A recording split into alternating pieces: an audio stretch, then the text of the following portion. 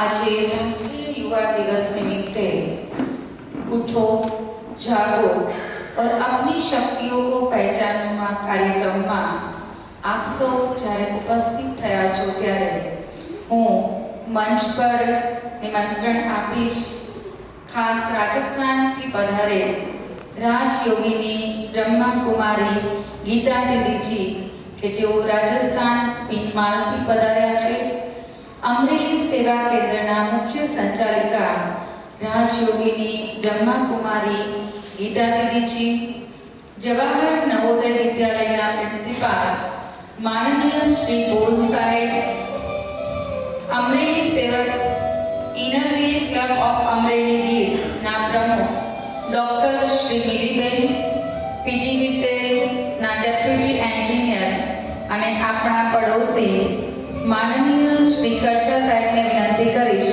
कि आप मंच पर पधारो। ईश्वरीय परिवार में आपनु स्वागत छे, स्वागत छे।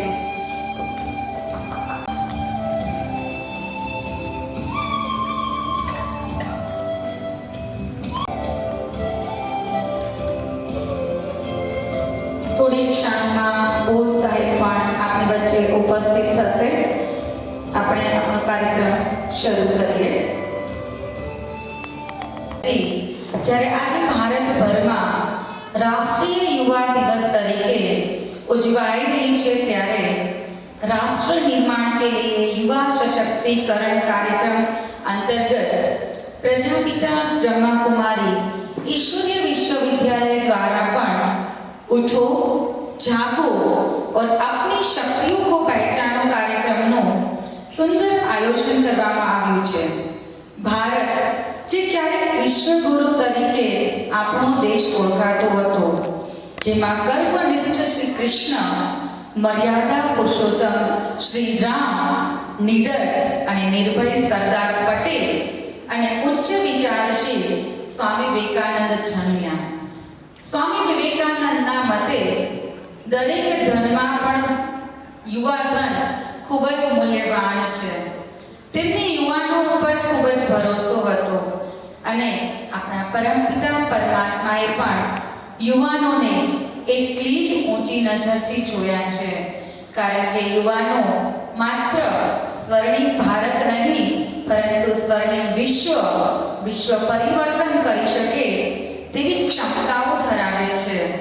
આપ સ્વર્ણિમ ભારતના સ્વર્ણિમ યુગના રચયિતા છો અને આપ યુવાનોની આંતરિક શક્તિઓને ઉજાગર કરવા, તેનાથી એ શક્તિઓને પરિચિત કરવા આપ સૌ પધાર્યા છો। ત્યારે આવો આપણે સૌ શ્વાસોમાં સકારાત્મકતા ભરી, આત્મામાં આત્મવિશ્વાસ ભરી, મનમાં मनोबल भरी, तनमा तीव्र आकांक्षाओं भरी, आंखों स्वर्णिम भारत स्वर्णिम युगनु अंजन आंजी परमात्मा पासेथी ए शक्तिओ ग्रहण करिए।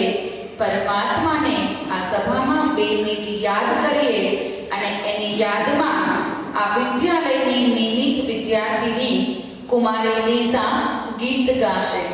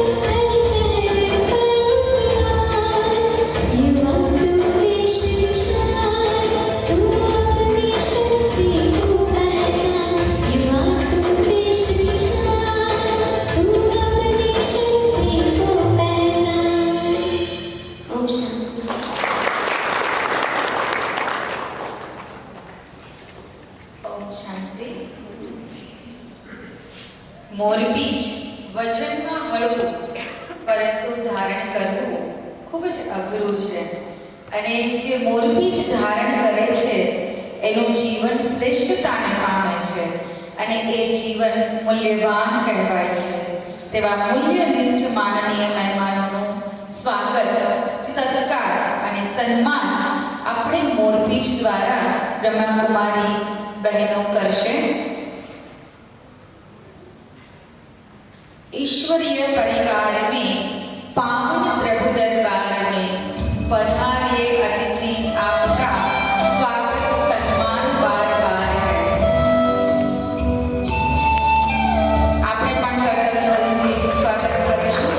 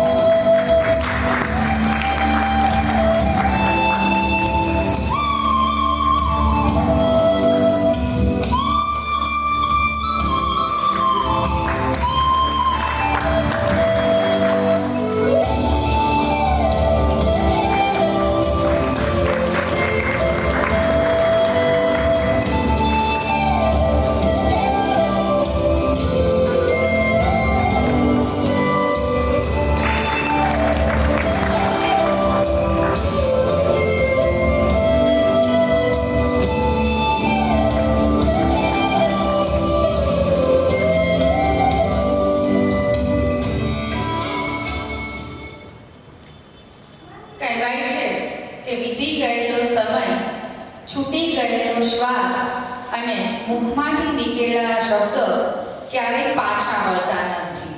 પરંતુ હા, એ સમય, શ્વાસ અને શબ્દને સાર્થક જરૂર કરી શકાય છે.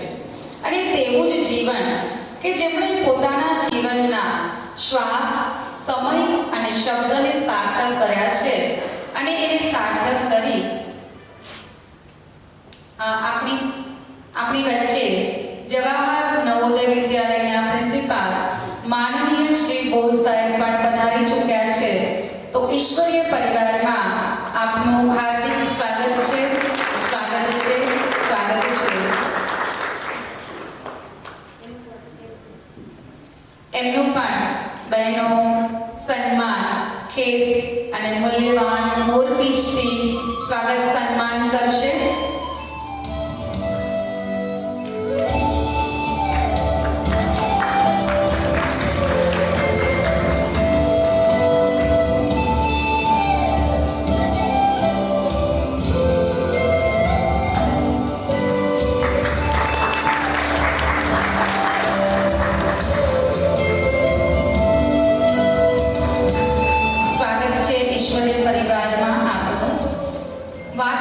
શ્વાસ, સમય અને શબ્દની, તો જેમણે પોતાના જીવનના હરેક શ્વાસ, સમય અને શબ્દને સાર્થક કરી પોતાના જીવનમાં દિવ્યતા મેળવી છે અને એ દિવ્યતાને અનેક લોકો સુધી એમના જીવનને દિવ્ય બનાવવામાં સેવા અર્થ કાર્ય કરી રહ્યા છે તેવા અમરેલી સેવા કેન્દ્રના મુખ્ય સંચાલિકા રાજયોગીની બ્રહ્માકુમારી ગીતા દીદીજી કે જેઓ 25 વર્ષથી ઈશ્વરીય માર્ગ પર સમર્પિત થઈ સેવા અર્થ કાર્ય કરી અનેકોના જીવનને શ્રેષ્ઠ બનાવી રહ્યા છે. તો હું આપશ્રીને વિનંતી કરીશ કે વિદ્યાલયનો પરિચય, અતિથિ સ્વાગત અને કાર્યક્રમનો ઉદ્દેશ્ય સ્પષ્ટ કરે અને ઈશ્વરીય પરિવાર એટલે વાત કહું ને कि ये वो दर है जहां आके तकदीर बदल जाती है, टूटी किस्मत की लकीर बदल जाती है. यहाँ के सफेद रंगों में वो ताकत है, यहाँ के सफेद रंगों में वो ताकत है कि बिगड़ी जिंदगी की तस्वीर बदल जाती है. एवं अमरेली सेवा केंद्રના મુખ્ય સંચાલિકા બ્રહ્માકુમારી ગીતા દીદીજી.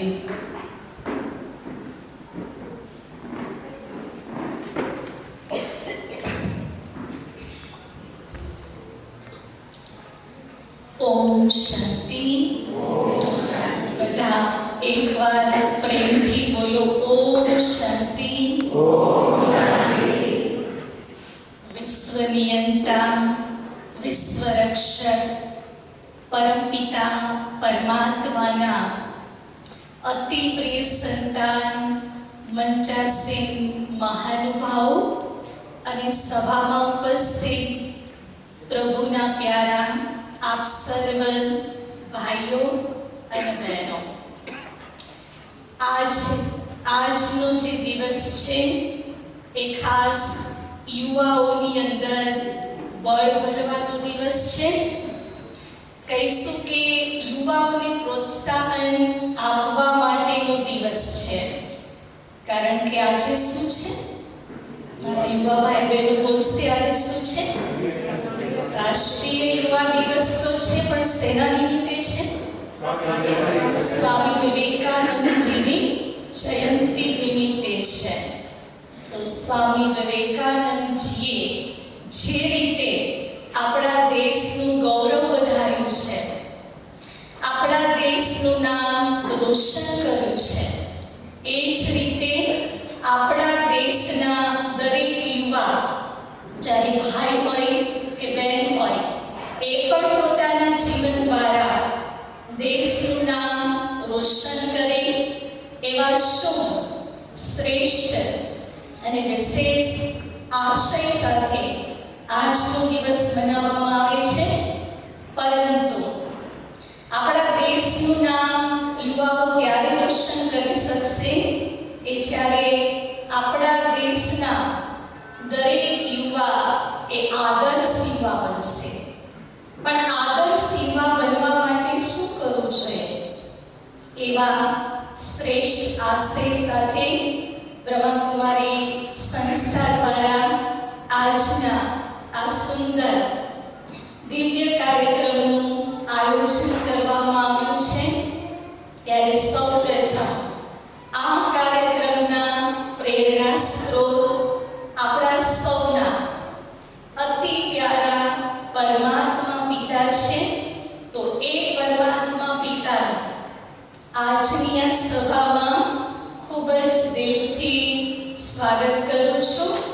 આપ સૌ પણ જોરદાર તાળીથી પરમાત્મા પિતાનું આ સભામાં સ્વાગત જરૂર કરીશું. સાથે સાથે આજના કાર્યક્રમની શાન અને દરેક યુવાઓની અંદર વિશેષ પ્રેરણા અને બળ ભરનારા આજના કાર્યક્રમના મુખ્ય વક્તા ખાસ રાજસ્થાન ભીલમાંથી આપણી વચ્ચે પધાર્યા છે એવા સન્માનીય ગીતા દીદીનું પ્રેમના પુષ્પથી સ્વાગત કરું છું. આપણી વચ્ચે અતિથિ વિશેષ પધાર્યા છે. અતિથિ વિશેષનું સ્થાન શોભાવનારા સન્માનીય ભોજ સર, એમનું પણ ભાવનાની માળાથી ખૂબ ખૂબ દિલથી હું સ્વાગત કરું છું. સ્વાગત છે, સ્વાગત છે. સાથે સાથે આપણા આ બ્રહ્માકુમારી સંસ્થાના સ્નેહી સહયોગી કહો એવા અમારા કડછા સાહેબ, એમનું પણ ખૂબ ખૂબ દિલથી આપના જ ઘરની અંદર સ્વાગત છે. સાથે સાથે ઇનરવિલ ક્લબના પ્રેસિડેન્ટ બેન મિલીબેન, આપનું પણ આપના જ પરિવારમાં ખૂબ ખૂબ સ્વાગત છે. મંચ અને સવારની કડીને જોડનારા અમારા બીનાબેન, એમનું પણ ખૂબ ખૂબ સ્વાગત છે. સાથે સાથે આજની આ યુવા સભા જેનું તન પણ યુવા છે, મન પણ યુવા છે અને દિલ પણ યુવા છે એવા આપ સર્વ યુવા ભાઈ બહેનોનું પણ ખૂબ ખૂબ સ્વાગત છે, સ્વાગત છે, સ્વાગત છે. સર્વના સ્વાગત માટે જરૂર કહીશ કે कहती है भारत की ये धरा, कहती है भारत की ये धरा, स्वागत करके आपका निभा रहे हैं हम अपनी परंपरा. तो फरी फरी સર્વનું ખૂબ ખૂબ સ્વાગત છે. આપ સર્વ બ્રહ્માકુમારી સંસ્થામાં પધાર્યા છો. આમાંથી ઘણા બધા ભાઈઓ કે બહેનો એવા હશે કે જે કદાચ પહેલી વાર પધાર્યા હશે, ઘણા અવારનવાર કાર્યક્રમમાં પણ આવતા હશે, પણ છતાં હું આપને ટૂંકમાં બ્રહ્માકુમારી સંસ્થા વિશે માહિતગાર કરાવીશ.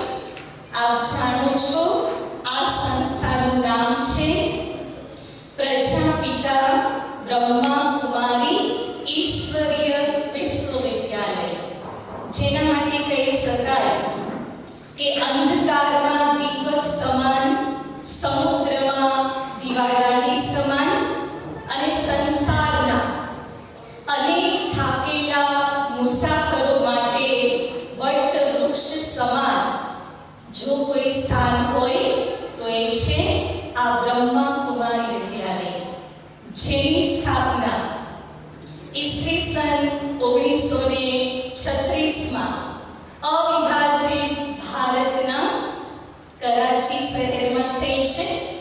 સ્વયં પરમપિતા પરમાત્મા શિવે સાકાર માધ્યમ પ્રજાપિતા બ્રહ્મા બાબાના તન દ્વારા કરી છે. બ્રહ્માકુમારી સંસ્થા કે છે એક વર્લ્ડ સ્પિરિચ્યુઅલ યુનિવર્સિટી પણ છે. આ એક આંતરરાષ્ટ્રીય આધ્યાત્મિક, સામાજિક, શૈક્ષણિક સંસ્થા છે. અહીંયા આધ્યાત્મિક શિક્ષા આપવામાં આવે છે, રાજયોગા મેડિટેશન શીખવાડવામાં આવે છે, વેલ્યુઝ નિર્માણ પ્રમોટ કરવામાં આવે છે. આધ્યાત્મિક જ્ઞાન દ્વારા દરેક માનવના જીવનમાં સકારાત્મક પરિવર્તન કઈ રીતે લાવવું એના માટે અનેક સેવાકીય પ્રવૃત્તિઓ પણ થાય છે. આપણા સમાજને યોગ્ય દિશા આપવી, આપણા સમાજનું શ્રેષ્ઠ નિર્માણ કરવું, એના માટે પણ આ સંસ્થા કાર્યરત છે. આ સંસ્થાનું મુખ્યાલય માઉન્ટ આબુમાં છે અને આખા વિશ્વભરમાં 140 જેટલા દેશોમાં લગભગ 4,500 કરતાં પણ વધારે સેવા કેન્દ્રો છે. ખાસ આ વિદ્યાલયની કે આ સંસ્થાની એ વિશેષતા છે કે આ સંસ્થાનું સંપૂર્ણ સંચાલન એ અમારા જેવા બહેનો કરી રહ્યા છે. સમગ્ર વિશ્વભરમાં 40,000 કરતાં પણ વધારે બહેનો છે કે જેમણે પોતાનું જીવન ઐશ્વર્ય સેવામાં સમર્પિત કર્યું છે. અને આ સંસ્થામાં આવનારા આપ જેવા ગ્રહસ્થી ભાઈ બહેનો એ 10 લાખ જેટલા છે. નિયમિત રીતે આ સંસ્થામાં આવી આધ્યાત્મિક જ્ઞાન સાંભળે છે અને રાજયોગ મેડિટેશનનો અભ્યાસ કરે છે. આ સંસ્થા એ કોઈ અલગ ધર્મ, મઠ, પંથ કે સંપ્રદાય નથી, પણ એક આધ્યાત્મિક વિદ્યાલય છે. જેમ આપણે કહીએ છીએ ને કે સબકા માલિક એક, તો એક પિતાના આપણે બધા સંતાનો છીએ. આ સંસ્થાને યુનોમાં સલાહકાર સભ્ય પદ પણ પ્રાપ્ત થયેલ છે. બ્રહ્માકુમારી સંસ્થાની વિશિષ્ટ સેવાઓને જોતા અનેક રાષ્ટ્રીય, આંતરરાષ્ટ્રીય પુરસ્કારો પણ પ્રાપ્ત થયા છે. બ્રહ્માકુમારી સંસ્થાની ભગીની સંસ્થા કહો કે સહયોગી સંસ્થા કહો, એ છે રાજયોગા એજ્યુકેશન એન્ડ રિસર્ચ ફાઉન્ડેશન, જેના અંતર્ગત સમાજના જુદા જુદા વર્ગોની સેવા કરવામાં આવે છે. જેની અંદર 20 જેટલા પ્રભાગ બનેલા છે, જેમ કે મહિલા પ્રભાગ, શિક્ષા પ્રભાગ, ગ્રામ વિકાસ પ્રભાગ, એ જ રીતે એક યુવા પ્રભાગ પણ બનેલો છે.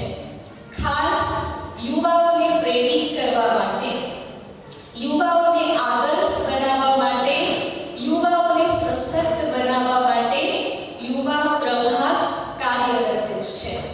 જેના અંતર્ગત ઘણી બધી સેવાકીય પ્રવૃત્તિઓ કરવામાં આવે છે, જેમ કે ઘણા બધા ટોક શો, સેમિનાર, સ્નેહ મિલન, ફિલ્ડ એક્ટિવિટી, અલગ અલગ કેમ્પ પણ કરવામાં આવે છે. અલગ અલગ અભિયાનો પણ કાઢવામાં આવતા હોય છે કે જેના દ્વારા સમાજની અંદર જે યુવા શક્તિ છે એ યુવા શક્તિને એક સકારાત્મક દિશા કઈ રીતે મળે એ લક્ષ્યથી ઘણી બધી પ્રવૃત્તિઓ કરવામાં આવતી હોય છે.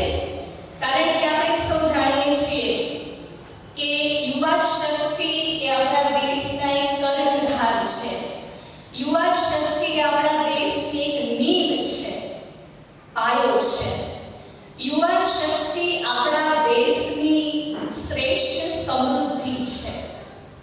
પણ અત્યારે આપણે જોઈ રહ્યા છીએ કે યુવા શક્તિ એ કઈ દિશામાં જઈ રહી છે. યુવાની પોતાની શક્તિઓ પણ કઈ જગ્યાએ વેડફાઈ રહી છે. એક તરફ આપણે જોઈએ તો આજના યુવાઓની સામે ઘણી બધી ચુનૌતીઓ પણ છે કે જેની પાછળ એને પોતાની ઘણી બધી શક્તિઓ લગાડવી પડે છે. બીજી તરફ જોઈએ તો આજનો યુવા એ દિશા વિહીન થતો જાય છે.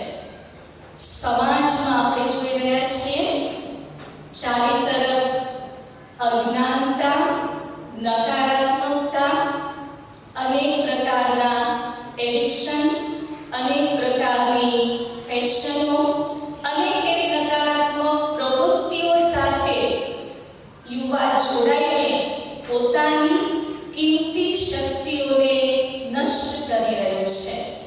એવા સમયે દરેક યુવાને જરૂર છે એક શ્રેષ્ઠ માર્ગદર્શન મળવાની. તો એવા એક શુભ લક્ષ્ય સાથે બ્રહ્માકુમારી સંસ્થા દ્વારા આજે રાષ્ટ્રીય યુવા દિવસ નિમિત્તે ખૂબ સુંદર સેમિનારનું આયોજન કરવામાં આવ્યું છે અને આશા છે કે આપ સર્વ યુવા ભાઈ બહેનો આ સેમિનાર દ્વારા ઘણું બધું પ્રાપ્ત કરો, આપની સુસુપ્ત શક્તિઓને જાગૃત કરો, એ શક્તિઓને સકારાત્મક દિશામાં લગાડો, તમે પણ સશક્ત બનો અને દેશને પણ સશક્ત બનાવો એવી દિલની ખૂબ ખૂબ દુઆઓ છે. અંતમાં એટલું કહીશ, जो तोड़ने से ना टूटे उसे मजबूत कहते हैं. जो तोड़ने से ना टूटे उसे मजबूत कहते हैं. जो इस संसार को स्वर्ग बना दे उसे युद्ध कहते हैं. ओम शांति. ખૂબ ખૂબ આભાર દીદીજીનો. દીદીજીનું પણ આ સભામાં, આ કાર્યક્રમમાં સ્વાગત સન્માન છે. ભારત વર્ષ હમારા પ્યારા, અખિલ વિશ્વ से न्यारा, सब साधन से रहे सब उन्नत, भगवन देश हमारा. युवक यहाँ के सभ्य सुशिक्षित, सौम्य सरल विचारी, जो होंगे रस धान्य राष्ट्र का, भावी सुदृढ़ सहारा. योग हमारा क्षेम हमारा, स्वतः सिद्ध हो सारा. ચાણક્યના સમયમાં લખાયેલું આ રાષ્ટ્રગાનની બે ત્રણ પંક્તિઓ પણ યુવાનો તરફ જ નિર્દેશ કરે છે કે આવનારા સ્વર્ણિમ યુગની દોર યુવાનોના હાથમાં છે. તો આજે સકારાત્મક પરિવર્તનની મશાલ લઈને યુવાઓ આવશે અને સ્ટેજના મહેમાનોને અર્પણ કરી અને મહેમાનો આ કાર્યક્રમને ઝળહળ. યુવાઓ આવી રહ્યા છે અને આપણે પણ એ યુવાઓને તાળીઓથી વધાવીએ છીએ.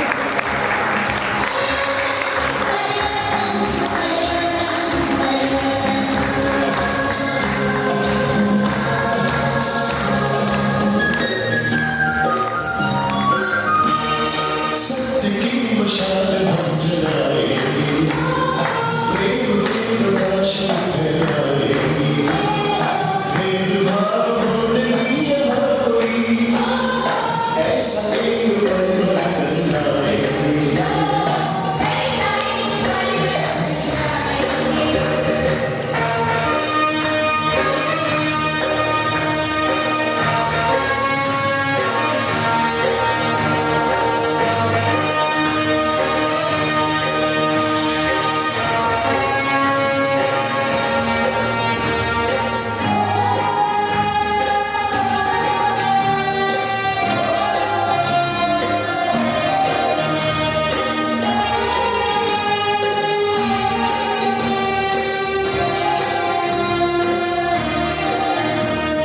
शस्त्र जो उठाता है वो शस्त्र से मिट जाता है.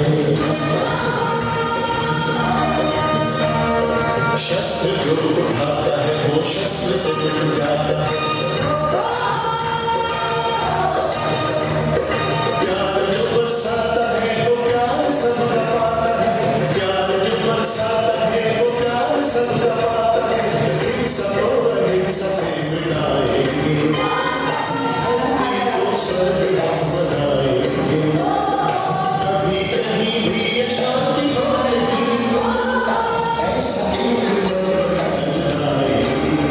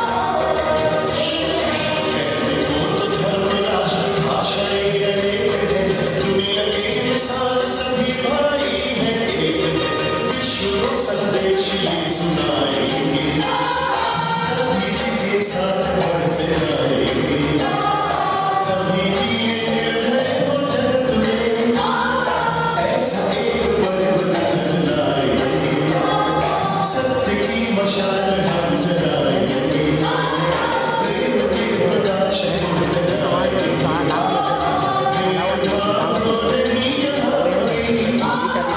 ऐसा एक परिवर्तन लाएंगे, सत्य की मशाल हम जलाएंगे, ये सारे बढ़ते जाएंगे। સ્પીકર છો, આપ સ્પિરિચ્યુઅલ ટીચર છો, આપે એમએસસી ઇન કાઉન્સેલિંગ અને સ્પિરિચ્યુઅલ હેલ્થમાં કરેલ છે અને તે જ વિષયમાં આપ શ્રીને ડોક્ટરેટનું ટાઇટલ પણ પ્રાપ્ત થયેલ છે. સાથે સાથે આપ વુમન અચીવર્સ એવોર્ડથી સન્માનિત છો. આપ પ્રાઇડ ઓફ ઇન્ડિયન અને ભારતશ્રી એવોર્ડથી પણ સન્માનિત છો. બ્રહ્મા કુમારીની youth wing and rural development વિંગના આપ કમિટી મેમ્બર છો. સૌમ્ય જીવનશૈલી અને જૈન દર્શન प्रिंसिपाल महोदय, अन्य सभी मेहमान, आदरणीय नीता दीदी जी और भारत के भावी कर्णधार जिनके दिलों में उमंग और उत्साह का एक दरिया है, अपार शक्तियों के जो स्रोत है, ऐसे युवा शक्ति को आज के राष्ट्रीय युवा दिवस पर ब्रह्म कुमारी की यूथ विंग और स्वयं परमपिता परमात्मा की तरफ से मैं अभिवादन अभिनंदन करती हूँ, नमस्ते करती हूँ। भाइयों और बहनों, जब जब भी किसी देश की बात क्रांति की ओर चलती है, जब जब भी किसी देश के अंदर बदलाव आता है, तो उस बदलाव को जिन्होंने अपने कंधों पर जिम्मेवारी के रूप में उठाया होता है, वो वहाँ का युवा होता है। देश की प्रगति का आधार देश के विकास और देश की दिशा को तय करने वाला हर देश का वो युवा होता है। यूं तो युवा उम्र 15 से 29 तक मानी जाती है, परंतु कहा जाता है youth is not an age but it is a courage. अगर हम हिम्मत के संकल्पों से, हिम्मत के संकल्प के साथ कर्म को प्राधान्य देते हैं, तो वो हर एक हमारा कर्म वो युवा है। इसलिए इस सभा में अगर कोई उस एज में है तब भी युवा है, उस एज से अतिरिक्त किसी एज में है तब भी युवा है, क्योंकि आज हमने एक ऐसे विषय को सुनने के लिए, समझने के लिए अपना समय दिया है। जब भी इस देश में किसी युवा गोष्ठी में भाग लेते हैं, तो ऐसा हो नहीं सकता कि उस युवा सन्यासी का नाम किसी ने न लिया हो, जिसने आज से 162 वर्ष पहले अपने छोटी सी उम्र में संघर्षपूर्ण, त्यागपूर्ण जीवन में रहते देश को एक ऐसा बहुमूल्य संदेश दिया, एक ऐसी ऊर्जा देश के युवा की नसों में जगाई कि जिस कारण वो स्वामी विवेकानंद जी के आज इस जन्मदिन को हम राष्ट्रीय युवा दिवस के रूप में मना रहे हैं। 1984 में युवा दिवस मनाने का जब डिसाइड हुआ तो किस दिन को मनाया जाए, तो 1863 में आज के दिन जन्मे स्वामी विवेकानंद जी के इस दिन को ही युवा दिवस के रूप में चुना गया। युवा जीवन का वो पड़ाव है, जीवन का वो समय है जो स्वर्णकाल तो है ही, क्योंकि अपार ऊर्जा से भरपूर तन और मन की शक्तियों का जब एक समस्त नसों में एक प्रवाह बहता हो, ऐसे समय पर अरमानों की नगरी गुले गुलजार होती है। न जाने मन के पंख से कितने ही ऐसे दृश्य, ऐसे मंजिलों को पाने को हर व्यक्ति लालायित होता है। ये बन जाऊं, किसी और को देखा तो वो बन जाऊं, ऐसा पालूं, ऐसा घूम लूं, ऐसा भी मैं बन सकता हूं। ऐसे अनेकों अरमाने मन में पनपते हैं। परंतु उन अरमानों के साथ साथ जब जीवन की आपाधापी में, जीवन के संघर्षों में, यह चक्र में जब घुल मिल जाता है इंसान, तो कहीं ना कहीं वास्तविकताओं का सामना करना पड़ता है। और वास्तविकताएं कहीं स्वप्न से बिल्कुल अलग होती है। और तब वो मन का स्ट्रगल उस युवा काल की ऊर्जा को, उमंगों को कभी कभी शांत कर देता है। आज ऐसे अनेकों युवा है जिनकी उम्र तो युवा है, पर जिनके ख्वाब अब युवा नहीं रहे हैं। और ऐसे भी लोग हैं जो उम्र से तो युवा नहीं, वो 8 दशक पार कर चुके हैं उम्र के, परंतु आज भी वो ऊर्जा से भरपूर है। तो 18 साल का वृद्ध भी दिखाई देता है, तो 18 इयर्स का युवा भी दिखाई देता है। तो सबसे पहले आस्क योरसेल्फ कि मैं युवा हूं। क्या कहेंगे सभी? मैं युवा हूं, राइट? स्वीकार करते हैं हम। तो युवा शक्ति को आज इस विश्व में सभी लोग पुकारते हैं। चाहे किसी को परिवार की जिम्मेवारी की बात आती है तो घर के युवा को सबसे पहले सौंपा जाता है। चाहे किसी पॉलिटिकल पार्टी को अपनी पार्टी का विस्तार करना हो तो उस युवा को ढूंढते हैं। चाहे किसी धर्म की ध्वजा को आगे ले जाना हो, तब भी युवा शक्ति को उनके आंदोलन में, उनके प्रचार में आगे ढूंढा जाता है। वृद्धों का सहारा और बच्चों का प्रेरणा स्रोत वो घर का युवा होता है। एक कड़ी है युवा जो बचपन को सहारा देता है, बचपन की अंगुली पकड़ता है तो वृद्धत्व के लिए सहारा बनता है। उस युवा को स्वयं के बारे में, स्वयं की शक्तियों के बारे में कितना ज्ञान है। हम ऐसे देश में रहते हैं जहां पर सदियों से अध्यात्म ने, धर्म ने हम सबको मानवता का, मूल्यों का पाठ पढ़ाया। जिस देश में वेद लिखे गए, जिस देश में गीता गाई गई, जिस देश में ऋषियों ने गुरुकुल परंपरा को रखा, जिन गुरुकुलों में बाल मन को शुरू से ही जीवन के सच्चे पाठ पढ़ाए जाते थे, हर कला में पारंगत किया जाता था।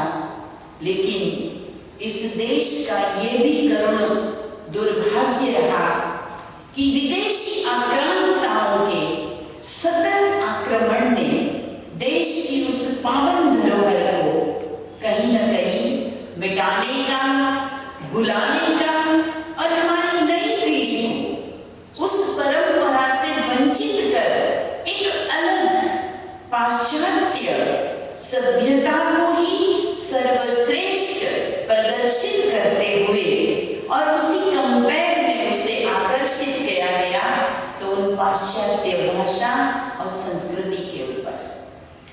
यूं तो कहते हैं यूनान और मिस्र रोमा सब मिट गए जहां से, बाकी मगर है फिर भी नामो निशा हमारा। कुछ खास है है जो हस्ती मिटती नहीं हमारी, सदियों रहा है दुश्मन दौरे जहां हमारा, सारे जहां से अच्छा फिर भी आपकी आवाज चाहती हूँ, सारे जहां से अच्छा फिर भी हिंदुस्तान हमारा।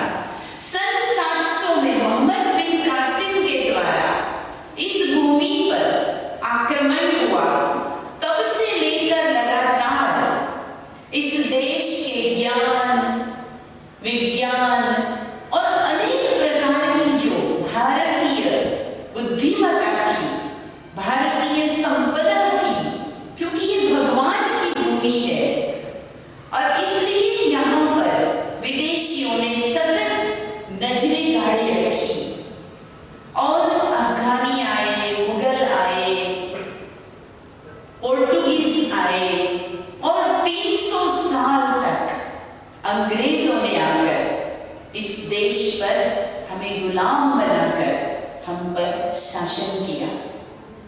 ये वो दौर रहा जब हमारे मूल ग्रंथों को, हमारे मूल सिद्धांतों को मानवता से, मानव मन से, देश के युवाओं से दूर करने की कोशिश की गई।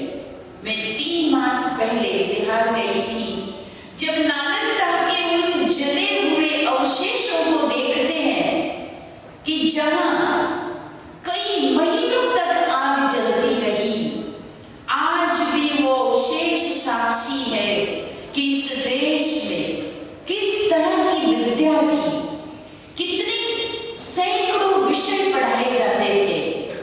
एक समय था जब गुरुकुलों में लाखों स्टूडेंट पढ़ते थे और एक गुरुकुल 60 से 70 विषय सिखाया करते थे।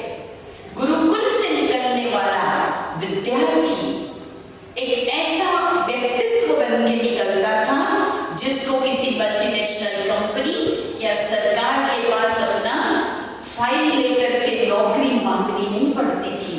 वो एक सक्षम, एक स्किल्ड पर्सन बनकर के निकलता था। ये यहाँ की शिक्षा पद्धति थी। यहाँ बचपन से हमें कर्म सिद्धांत सिखाया गया था। हम एक दूसरे के प्रति भ्रातृत्व भाव को लेकर के जन्मे थे। ये एक ही भूमि है जहां पर कहा जाता है वसुधैव कुटुंबकम, वरना तो आज पाश्चात्य देशों में एक 15 साल का होने के बाद बच्चा आवश्यक नहीं समझता कि अपने माता पिता के साथ रहे, या वो माता पिता भी नहीं समझते कि हमें इनके जीवन को संवारना है। सब अपने आप में बिल्कुल भौतिकता में पल रहे हैं। तब इस देश ने दुनिया को यह सिखाया था कि सभी अपने हैं।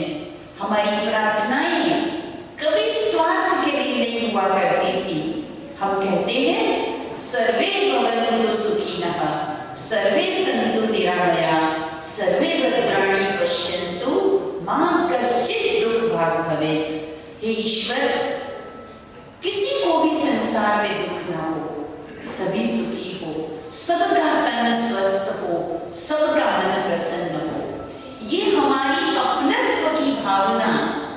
लेकिन यह जो फेज चला, जब हमारी बुद्धि में डाला गया कि जी फॉर जेंटलमैन, और जेंटलमैन के सामने जो फोटो डाला जाता था हमारे टेक्स्ट बुक में, वो सूटेड बुटेड हेड पहना हुआ एक अंग्रेज दिखाया जाता था। कहीं ना कहीं ये ब्रेन के अंदर ये डाला गया कि सुसभ्य, सुसंस्कृत वही व्यक्ति है जो इस प्रकार के अंग्रेजी पोशाक में है या अंग्रेजी भाषा के लिए जो अपने आप को सक्षम समझता है। तो कहीं ना कहीं हमने अपनी भाषा से, अपने पहरवाई से, अपने देश की संस्कृति के रीति रिवाजों से धीरे धीरे मुख मोड़ना शुरू किया। विशेष करके हमारे युवा धन ने, आज बड़ा दुख होता है कि माँ बाप किसी धार्मिक कार्यक्रम में जा रहे हैं तो वो बच्चे को साथ नहीं ले जा पाते हैं। वो बच्चा कहता है मेरे लिए ये सब चीजें नहीं है। और इसमें बहुत बड़ा कारण रहा है कि हमें उस बात का महत्व नहीं रहा कि जिन विज्ञान ने आज दुनिया को न जाने कितने आविष्कार दिए हैं, न जाने कितनी ही खोजें हमारे जीवन को सरल बनाने के लिए, चाहे वो कंप्यूटर क्यों ना हो, चाहे वो अनेक प्रकार के यंत्र क्यों ना हो, माइक्रोचिप क्यों ना हो, लेकिन इन सब की जड़ों में हमारे वेदों से निकले हुए कुछ सूत्र थे।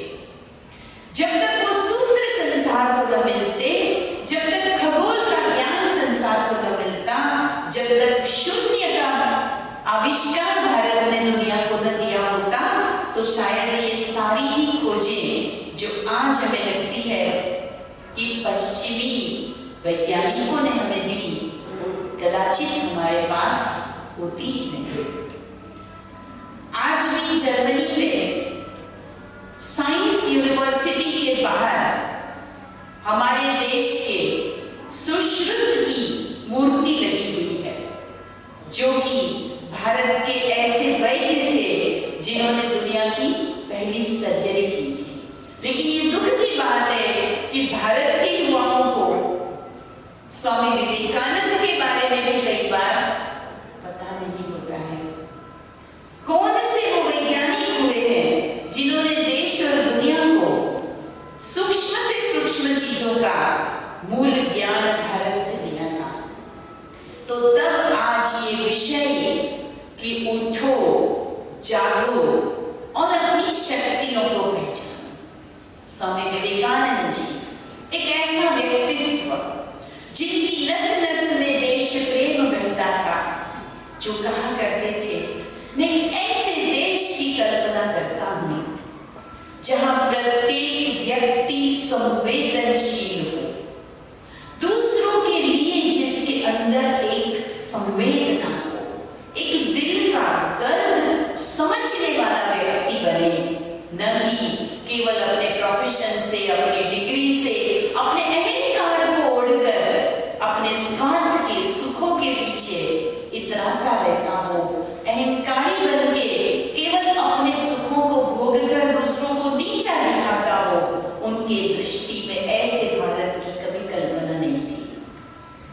लेकिन उन्होंने जो कहा था कि मुझे मेरे जैसे 100 ब्रह्मचारी युवा मिल जाए तो मैं इस देश की सूरत को पुनः वो स्वर्ग वाली सूरत बना सकता हूं।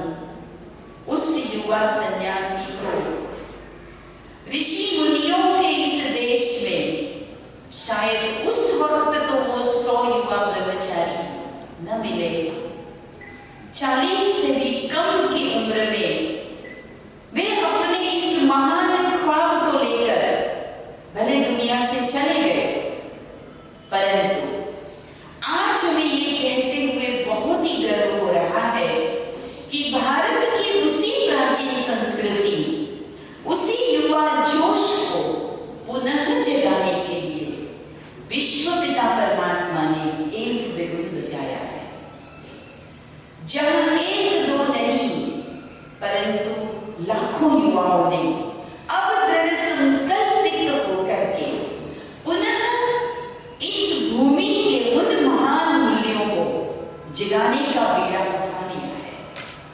आज जिस देश में ये कहा जाता हो यत्र नार्यस्तु पूजन्ते रमन्ते तत्र देवता, उस देश के अखबार को खोलने पर शायद ही किसी दिन के अखबार की सुर्खियों में आपको बलात्कार जैसे शब्द न मिले, तब बड़ा दुख होता है।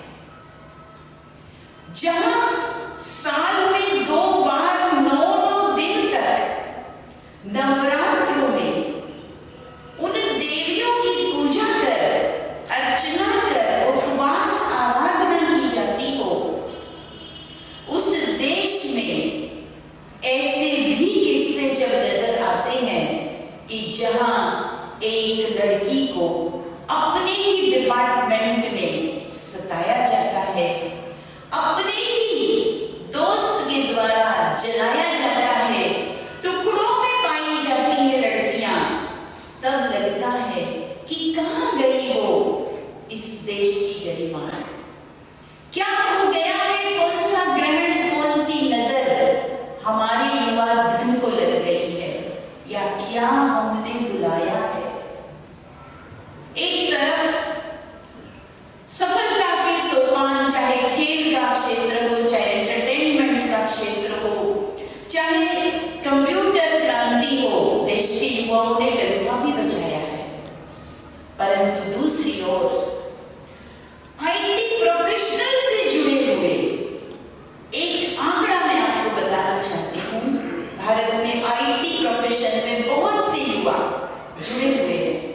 एटलीस्ट अमेरिका की आईटी कंपनीज में भी आज की तारीख में 30% से ज्यादा इंडियन यूथ है। अमेरिका के नासा में भी भारतीयों की संख्या 1/3 से ज्यादा है। ऐसे युवा ने जब एक तरफ अपनी टैलेंट को भी जरूर दुनिया में प्रदर्शित किया है, और दूसरी तरफ आईटी प्रोफेशन से जुड़े हुए एक डिपार्टमेंट की बात करूं तो 72% of IITians faced depression. Media से जुड़े हुए युवा आज गांव-गांव में छोटे छोटे चैनल्स, छोटे छोटे मीडिया पे बहुत से पर्सन हैं, लेकिन उस मीडिया से जुड़े हुए 60% लोग आज की तारीख में टेंशन और डिप्रेशन के शिकार युवा है। अपराध की दुनिया में कौन सबसे ज्यादा नजर आता है? कौन नजर आता है? वही युवा धन। गांधी जी ने कहा था, open the schools then there will be close the jails. जब आप विद्यालयों को खोलते जाएंगे, जेल बंद हो जाएंगे। आज प्ले हाउस से लेकर हर प्रकार के इंस्टीट्यूशन, कॉलेजेस की भरमार है। ऑनलाइन ऑफलाइन बहुत सी स्टडी चारों ओर हो रही है, लेकिन दूसरी तरफ जितने भी जेल खुले हुए हैं वहां भी जगह नहीं मिल रही है। 40 की कैपेसिटी वाली जेल में 100 कैदी भरे हुए हैं। तो वो कौन सी शिक्षा है जो हमें शिक्षा के साथ वो मूल्य नहीं दे पाती है जो आज अपराध की दुनिया में भी उतनी ही युवाओं की सक्रियता है। भारत ही एक ऐसा देश है जो दुनिया में सिरमौर है। बताएं किस बात में? होना नहीं चाहिए। सबसे ज्यादा नींद की गोलियां भारत में बिकती है। क्यों? क्या हम अपने जीवन को संतुष्टता पूर्वक जी रहे हैं? क्या व्यक्ति के जीवन में जीवन का वो सुख रूपी अमृत प्राप्त है, या कहीं अमृत की खोज में हमने किसी विष के घूंट को पी लिया है? एक जमाने में हमने कथा सुनी कि समुद्र का मंथन हुआ था, देवों और दानवों ने समुद्र को मथा था, और उस मंथन से बहुत से रत्न निकले थे।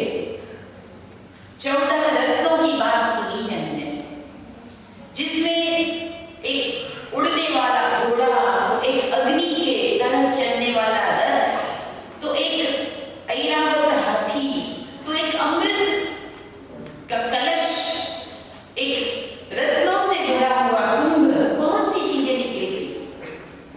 परंतु 14वें रत्न के रूप में उस अमृत की प्राप्ति से पहले एक हलाहल विष भी निकला था, और जब तक उस विष का निपटारा न हो तब तक मंथन का अगला रत्न निकल नहीं सकता था। कुछ वैसा ही परिस्थिति आज मुझे नजर आती है कि सदियों से हमने मंथन किया, क्या अच्छा है क्या बुरा है। मन से लेकर समाज के हर वर्ग के बीच में ये मंथन होता है, किसे अच्छा कहे किसे बुरा कहे, और उस मंथन से सतत जीवन को सरल बनाने के लिए अनेक आविष्कार हुए। कभी हमारे जीवन में बिजली नहीं होती थी, मोटरें नहीं होती थी, मशीनें नहीं होती थी। ये सारे आविष्कार होते गए, यंत्र आए, अनेक प्रकार की मशीनें आई, फिर कंप्यूटर आए, माइक्रोचिप आए, लैपटॉप आए, फिर मोबाइल्स आए। एक छोटे से पेन ड्राइव के अंदर आज हम कितना जीबी डाटा को सेव कर लेते हैं।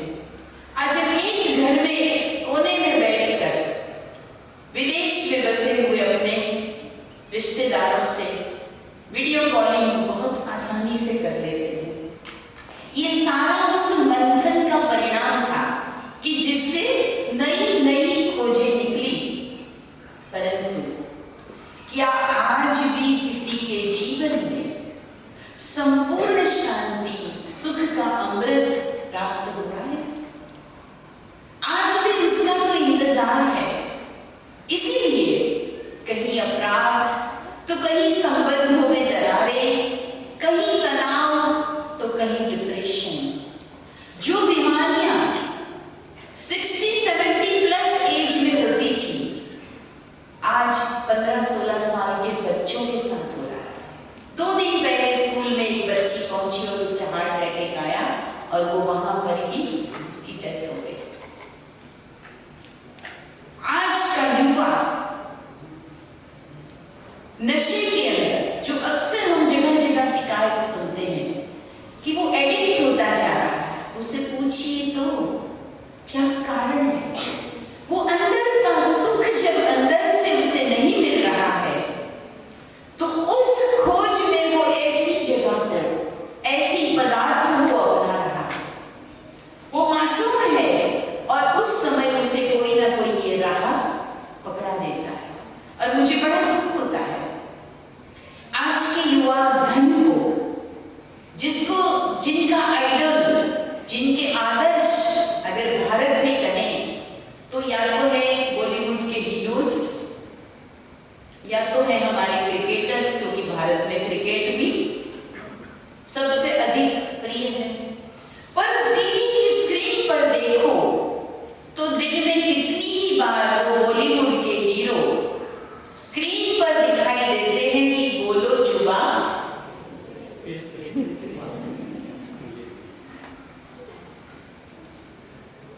जिनको हमने महाराणा प्रताप बनते देखा हो, जिनको हमने स्क्रीन पर न जाने कितने ही उत्तम संदेश देने वाले रोल करते देखा हो, और वो हीरो जब उसी युवा के सामने आकर कहता है कि दाने दाने में केसर का दम है, ऐसे लगता है उस मासूम युवा को कि शायद इनकी सफलता का राज इसी पुड़िया में है।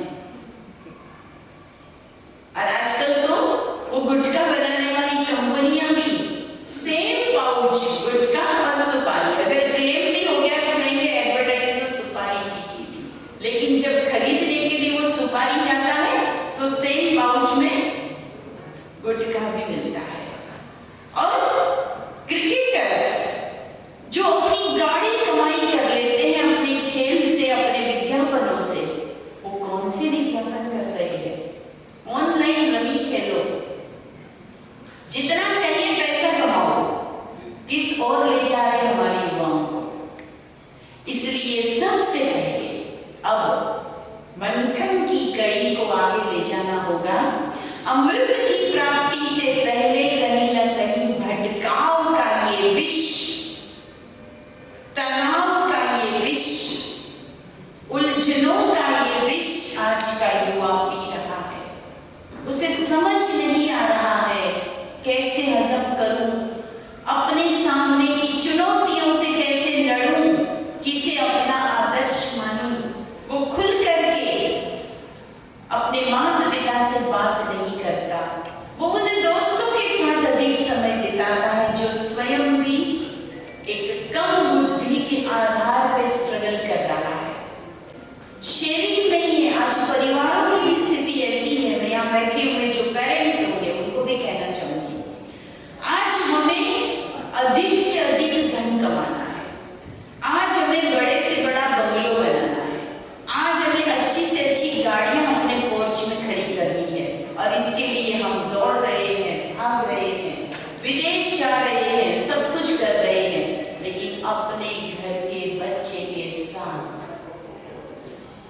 वो प्यार भरा क्वालिटी टाइम नहीं बिता रहे हैं कि जिससे समझ पाए आप कि उस बच्चे को क्या चाहिए। आज हर किसी की दौड़ भौतिक सुविधा को प्राप्त करने में इतनी हो गई है कि हमने जीवन के लिए इन प्यार, नैतिकता, ईमानदारी, इन मूल्यों को एक तरफ रख दिया है। येन केन प्रकारेण हम अपने घर में धन लाना चाहते हैं, हम सुविधाएं लाना चाहते हैं, हम बच्चों को कॉन्वेंट में पढ़ाना चाहते हैं, अच्छे कोचिंग दिलाना चाहते हैं, पर हम अपने बच्चों को वो संस्कारों के लिए आदर्श खुद प्रस्तुत करके देने के लिए समय नहीं दे पाते हैं। और तब यहाँ तक कट ऑफ आएगी, और मेहनत कर लो, और मेहनत कर लो, और छोटे छोटे ऐसे कमरों में, कोचिंग में वो बच्चे अपने भविष्य को बनाने में लगे हैं, जब उसे न कोई प्रार्थना है, न कोई ईश्वर का ध्यान है, न कोई गाइड करने वाला है, न किसी प्रकार का मूल्य सिखाने वाला कोई है। हर कोई कह रहा है पढ़ो, नंबर लो, पढ़ो, मार्क्स लो। और ऐसे में उस बच्चे के लिए वो एक फेज जहां पर उसका ग्रोइंग पीरियड होता है, तब वो मूल्यों की तरफ, संस्कारों की तरफ ध्यान ही हट रहा है। और फिर वो बन जाता है एक इंजीनियर, एक डॉक्टर, एक ऑफिशियल, लेकिन नहीं बन पाता है तो एक दर्द को समझने वाला इंसान, नहीं बन पाता है तो राष्ट्र को जानकर राष्ट्र से प्रेम करने वाला एक राष्ट्र का नागरिक, वो नहीं बन पाता है। आज देश में इंजीनियर्स की कमी नहीं, डॉक्टर्स की कमी नहीं, पर कभी कभार जब हम देखते हैं कि 10 दिन पहले बना हुआ डैम टूट जाता है, पुल टूट जाते हैं, और तब जब जांच होती है, कई 6-8 महीनों में रिपोर्ट आती है कि ठेकेदार के साथ में उस इंजीनियर की मिली भगत ने इतने करोड़ों का देश का नुकसान किया, या कितने निर्दोषों की जानें चली गई। वो भी एक पढ़ा लिखा व्यक्ति ही था, जिसकी अच्छी खासी पगार थी, परंतु महज कुछ चंद सिक्कों के लिए वो देश की इमारतों से, देश के नागरिकों की जान से समझौता कर लेता है। तो एक इंसान की जरूरत है हमें, या इंजीनियर्स की जरूरत है? मैं जिस एरिया में रहती हूँ, कुछ समय पहले वहां एक डॉक्टर, जिसके ऊपर मुकदमा चला, हालांकि मुकदमा के दौरान उसने खुद भी सुसाइड कर लिया, एक जाना माना सर्जन, लेकिन पता चला कि उसने भोले भाले ग्रामीणों की किडनीज को किसी दूसरे ऑपरेशन के दौरान निकाल कर बेच दिया, और ऐसी एक नहीं, लगभग 69 किडनीज को बेच चुका था। हर किडनी का उसे 4 से 6 लाख रुपया आराम से मिलता था। सोचिए, जिस डॉक्टर को हम भगवान का दर्जा देते हैं, नेक्स्ट टू गॉड कहते हैं, क्या आज की शिक्षा से हम ऐसे डॉक्टर बना रहे हैं? इसलिए केवल स्कूल, विद्यालय, कॉलेज से वो चीज नहीं बन पाएगी जो हम देश को बनाना चाहते हैं, जो हम युवाओं में देखना चाहते हैं। जरूरत है तो इस विश्व को पहले कोई छोड़ पाए, और फिर अगला रत्न मंथन करके अमृत का खोजा जाए। वो अमृत प्राप्त नहीं हुआ है, और इस तनाव के विष को अगर कोई पी सकता है तो वो एक ही नीलकंठ है। तब भी उस नीलकंठ ने आकर संसार को बचाने के लिए विष को अपने गले में धारण कर लिया था, इसीलिए वो नीलकंठ कहलाए थे। आज पुनः समय आया है जब व्यक्ति अनेकों टाइटल, डिग्रियां, अनेक धन संपत्ति सब कुछ प्राप्त कर चुका है, परंतु वो अपने मन के तनाव को झेल नहीं पाता है। माउंट आबू में हमारे पास एक कपल आया था, कुछ वर्षों पहले की बात है। शादी के 19 साल के बाद एक बेटा हुआ था। बहुत ही ज्यादा एक्स्ट्रा प्रेम प्यार से उसे जब पाला गया तो कहते हैं ना, axis of everything is bad. तो कुछ ज्यादा ही प्रेम प्यार से उसकी सारी कमजोरियों को जैसे इग्नोर करते हुए उसे बड़ा किया गया। तो कुछ गलत लाइन भी उसने पकड़ ली। उस बेटे का 19वां बर्थडे था। माँ बाप को बड़ी तमन्ना थी, आज हम खूब सेलिब्रेट करेंगे, भगवान ने हमें एक बेटा दिया है। आज वो युवा हो गया है और सवेरे से बेटा घर से बाहर अपने दोस्तों से, अपने सर्कल में वो अपना सेलिब्रेशन कर रहा है। वो दोनों माता पिता की बूढ़ी आंखें उसका इंतजार कर रही है। रात को 11:30 बजे नशे में धुत बेटा अपने घर में प्रवेश करता है। उसे होश नहीं होता कि मेरे माता पिता मेरा इंतजार कर रहे हैं, और वो देखता तक नहीं है, उनकी बात सुनने की हालत में भी नहीं होता और सीधा अपने कमरे में जा रहा होता है। माँ को बड़ा दुख होता है, क्योंकि जितना प्यार होता है ना, वो प्यार ही फिर जब हम अपने आप को भावनाओं से भर जाते हैं तो कंट्रोल नहीं कर पाते हैं। यही यहाँ पर सिखाया जाता है कि how to manage your emotion. वो माँ थी, बहुत प्रेम से भरी थी, उसके मुख से एक शब्द निकलता है, ऐसा बेटा नहीं था तो भी अच्छा था। बाकी तो कुछ भी उस बेटे ने नहीं देखा, नहीं सुना, लेकिन वो शब्द सुन लिए और अपने 19वें बर्थडे को रात को 12 बजे अपने रूम में पंखे पर लटक गए। और उसके बाद की स्थिति उस माता पिता की क्या होगी? वो इतने ज्यादा अवसाद में लंबे समय तक रहे। माउंट आबू में राजयोग मेडिटेशन के द्वारा धीरे धीरे उन्होंने अपने उस पास्ट को भुलाया। आज ये स्थिति है कि युवा की अपने ही घर में इतनी नाजुक स्थिति है कि उसे कुछ कह नहीं सकते। अरे भाई, घर किस लिए होता है? घर होता है जहां विश्राम मिलता है, घर होता है जहां कुछ भी आप बोल सकते हो, घर होता है जहां आपको कोई कुछ भी बोल सकता है और उसे आप सुन करके, मान करके, अपनत्व की भावना से, खुले दिल से अपनाते हैं। आज वो घर ही युवा को पसंद नहीं है। आज संबंधों में युवा को जुड़ना पसंद नहीं आता। मैं बहुत लाइट वे में एक बात कहती हूँ, क्या सोशल मीडिया का जमाना है और सबसे ज्यादा सोशल मीडिया और मोबाइल का उपयोग कौन करता है? युवा को तो उसके बिना काम ही नहीं चलता है। और जब आप लंबे समय तक चैट कर रहे हैं, सोशल मीडिया पर है, तो आपकी बॉडी पोस्चर कैसी होती है जरा बताइए। क्या ऐसे कैसे होता है आपका बॉडी पोस्चर? खोए हुए होते हैं, है ना? तो मैं कई बार कहती हूँ कि घर में अगर माता पिता ने कुछ कह दिया, बड़े प्यार से अगर उनके आगे कभी झुकना पड़ा, कभी सॉरी कहना पड़ा, कभी उनकी बात माननी पड़ी, तो क्या बड़ी बात है घंटों तक अननोन लोगों के साथ चैट करने में। सुसाइड कर रहा है और उनके सारे दोस्त उसको भी लाइक मार रहे हैं। इस दुनिया में हम खोए हुए हैं, इस दुनिया को हमने अपना माना हुआ है।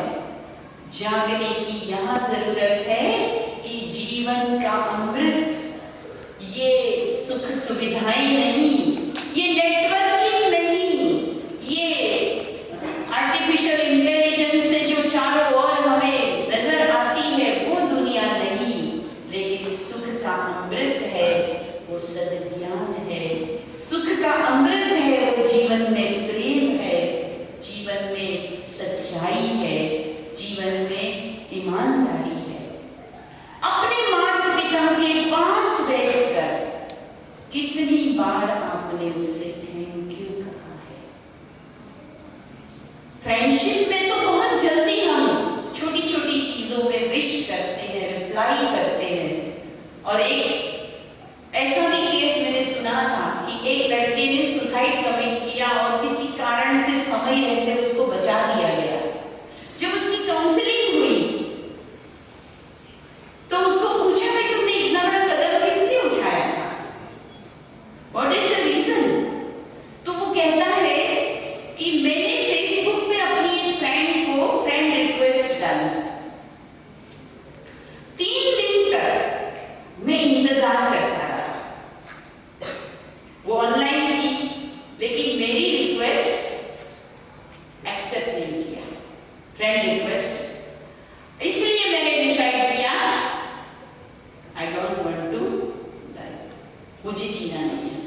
अब सोचिए, मैं उस बच्चे को कहना चाहती हूँ, ऐसे हर बच्चे को कहना चाहती हूँ, तुम्हारी ये जिंदगी इतनी सस्ती नहीं है कि 4 दिन के किसी आकर्षण में आकर और उनकी लाइकिंग या डिसलाइकिंग को लेकर तुम अपने जीवन का इतना बड़ा फैसला कर लो। जिसने 9 महीना अपने खुद पसीने से तुम्हें सींचा है। जब तुम पैदा नहीं हुए थे तब दर दर मंदिर मंदिर गुरुद्वारे एक एक साधु संत के पास जाकर जिस माँ ने तुम्हें भगवान से मांगा था, उस माँ के दिल की धड़कन हो तुम, उसको देखो। इन 4 दिनों के प्राप्ति अप्राप्ति, सफलता असफलता, फ्रेंडशिप अनफ्रेंड करना, किसी ने मुझे ब्लॉक कर दिया, मैं डिप्रेशन में चला गया। मेरा ब्रेकअप हो गया, मैं डिप्रेशन में चला गया। मेरे जीवन में उदासी छा गई, अंधेरा छा गए।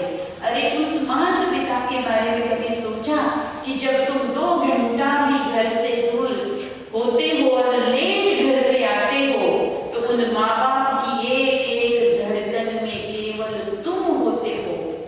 वो सच्चा प्यार तुम्हें करते हैं, उसे भुलाकर उस संबंध को भुलाकर आज हम किस संबंध में हैं?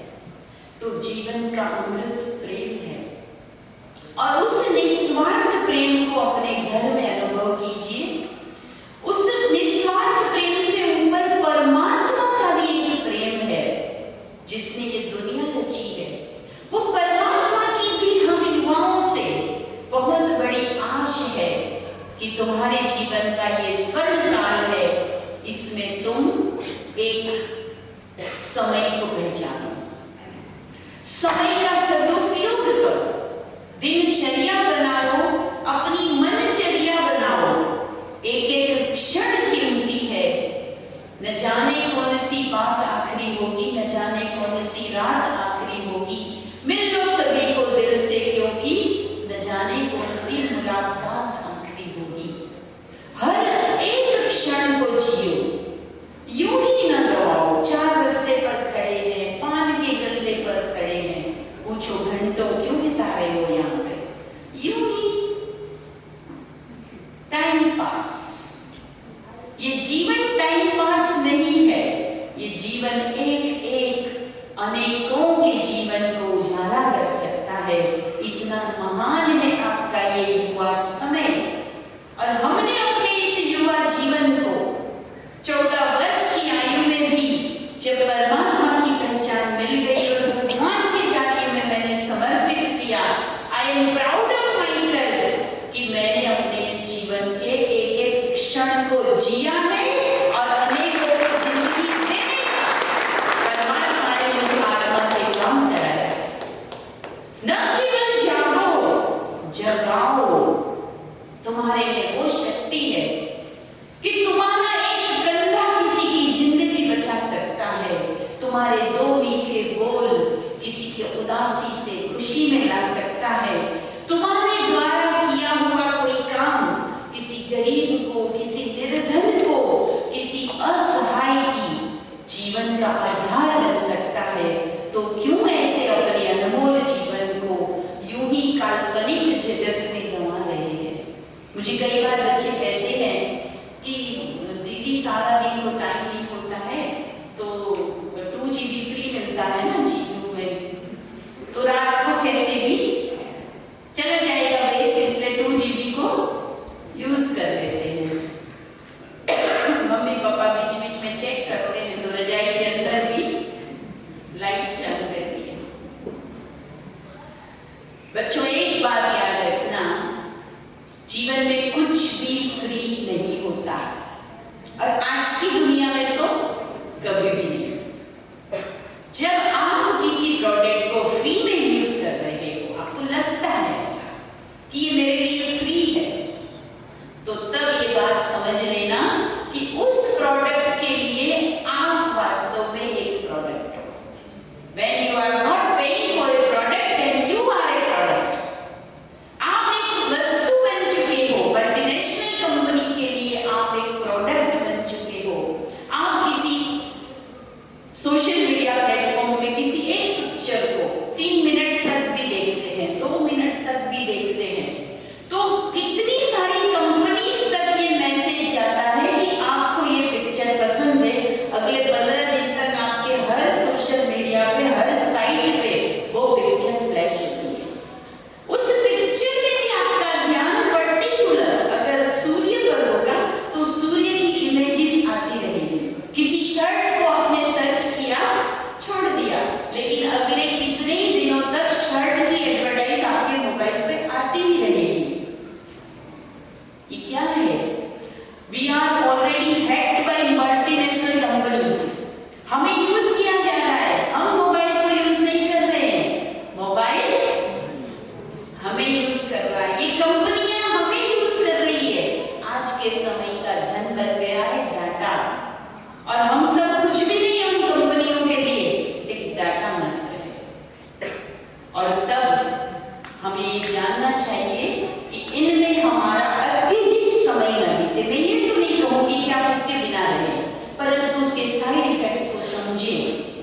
सतत मोबाइल की रोशनी में रहने वाले हम अपने ब्रेन की क्रिएटिविटी को खो रहे हैं।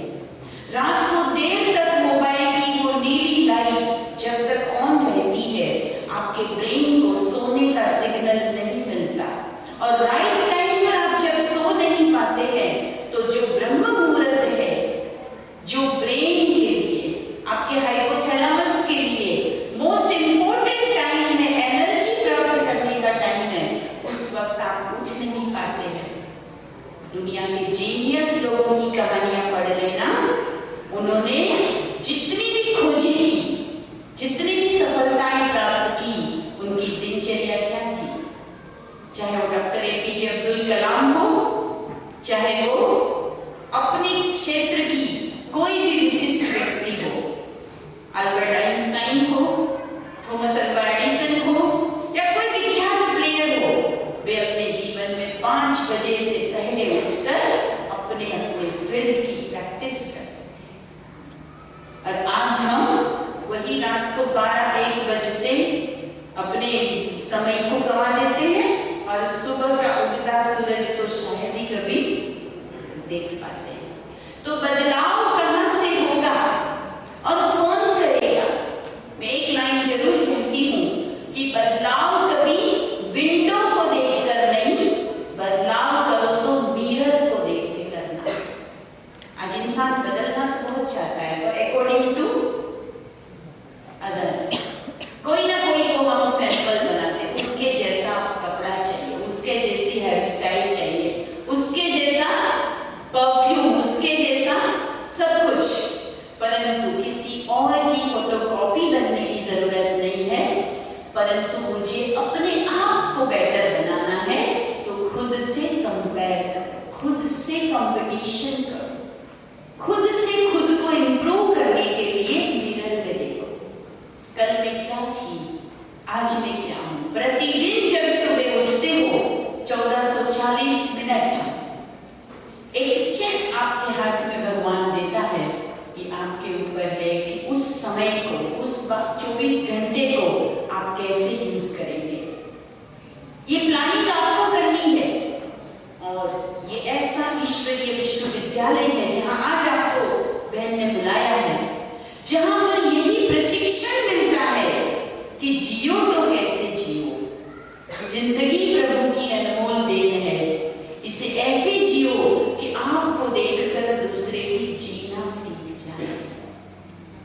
मरने का तो ख्याल भी क्यों आवे, एक बार तो ऐसा युवा हो कि मौत भी मेरे द्वार पर आने से घबराए कि इतना काम का व्यक्ति इसे कैसे उठा लूं। ऐसे जियो। जिंदगी ने हमें बहुत कुछ दिया है, एहसान मानो, प्रभु का एहसान मानो, जन्मदात्री माता पिता का एहसान मानो, उस किसान का एहसान मानो जो धूप में अपना पसीना बहाकर हम सब के लिए खुराक के लिए उत्पन्न करता है प्रकृति से चीजें। उन सब को साथ लेते हुए एक ऐसी जीवनचर्या हो, जल्दी उठें, प्रतिदिन कुछ एक्सरसाइज करें। हेल्थ के लिए आज का युवा बहुत ही ज्यादा अवेयर तो हो रहा है, योगा भी कर रहे हैं, परंतु कभी कभी वो केवल हम बॉडी बिल्डिंग के लिए करते हैं, इसलिए शरीर में ताकत होती है नहीं होती है, पूरी नींद होती है नहीं होती है, खाना प्रॉपर खाता है नहीं खाता है, और जिम चले जाते हैं। और फिर ऐसे युवा भी बहुत सारे जिम में भी ओम शांति हो जाते हैं। इसलिए टोटल हेल्थ का ध्यान रखें, केवल फिजिकली फिट होना ही हेल्दी होना नहीं है। WHO ने भी कहा है फिजिकली, मेंटली, सोशली और स्पिरिचुअली, चारों रूप से हमें हेल्दी होना है, तभी हमारा संपूर्ण व्यक्तित्व विकास होगा। जो विवेकानंद जी के जीवन से हमने देखा है, कितनी छोटी उम्र में जब बाकी बच्चे रिसेस में खेला करते थे, बालक नरेंद्रनाथ उस रिसेस के पीरियड में भी ध्यान में बैठा करता था। वो सोचता था मैं इस दुनिया में क्यों आया, और तब उसने अपनी 30 साल की आयु में इतनी मैच्योरिटी प्राप्त की थी कि जब अमेरिकी संसद में एक संबोधन दिया, my dear sisters and brothers, तो उस पाश्चात्य लोगों की एक आकर्षण उनकी तरफ हो गई। बड़ी मुश्किल से कुछ मिनट बोलने का टाइम मिला था, लेकिन उसके बाद वो पाश्चात्य दुनिया उनके पीछे लग गई। स्वामी जी का प्रवास का तारीखें बढ़ गई। वो क्या था? वो बचपन से की हुई स्वयं की प्रैक्टिस थी। बच्चों, हमें बहुत अच्छा लगता है कि हम अट्रैक्टिव दिखे, हम ऐसे कपड़े पहने कि सबका ध्यान जाए, चाहे वो फटा हुआ जींस ही उसके लिए पहनना पड़े या कुछ भी टेढ़ा मेढ़ा पहनना पड़े, पर मेरी तरफ सबका ध्यान जाए, मैं कुछ अलग लगूं, ये तो आपको अच्छा लगता ही है, बेशक लगना चाहिए, पर आप यूनिक हैं, और आप यूनिक तब है जब आप संपूर्ण हेल्दी बनेंगे। एक समय, दूसरा स्वास्थ्य, और तीसरा अपने आसपास के हर संबंध को बहुत अच्छा फील कराएं। आपके साथ कोई 10 मिनट बिता दे, उसे लगे कि आप कितने लाइवली पर्सन हैं, आप कितने आउटगोइंग पर्सन हैं, कितना उनके साथ आपका मिलनसार और हर एक की दिल जीतने वाले हैं। तो अपने व्यवहार से आसपास के सबके दिलों को जीत ले, ऐसी छाप छोड़ दे जहां एक बार में उपस्थित हो जाए, वहां आपको बार बार लोग याद करें। तो अपने व्यवहार को, अपने आचरण को बदले, तब दुनिया में बदलाव आएगा। किसी ने कहा है, बुझे दीप से दीप संजोया नहीं जाता, बुझे दीप से दीप संजोया नहीं जाता, उलझे तार से हार पिरोया नहीं जाता। अगर देखना चाहते हो बदलाव दुनिया में, अगर देखना चाहते हो बदलाव औरों में, तो बदलना होगा पहले खुद को, क्योंकि गंदे नीर से चीर को धोया नहीं जाता। पहले हम स्वयं से शुरुआत करें। इस विद्यालय का एक लक्ष्य है, स्व परिवर्तन से विश्व परिवर्तन। हम बहुत कुछ चाहते हैं, सिस्टम बदले, ये बदले, वो बदले, लेकिन पहले हम देखें कि हम अपनी एक छोटी सी भी आदत बदल पाते हैं। बहुत अच्छी कभी क्लास सुनेंगे, बहुत अच्छा कोई वीडियो देखेंगे, कल से मैं भी 5 बजे उठूंगा, योगा करूंगा, और